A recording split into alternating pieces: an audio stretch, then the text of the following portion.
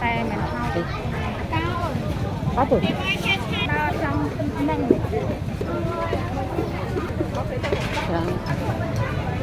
cái ăn không ăn cái ớt người nước ớt này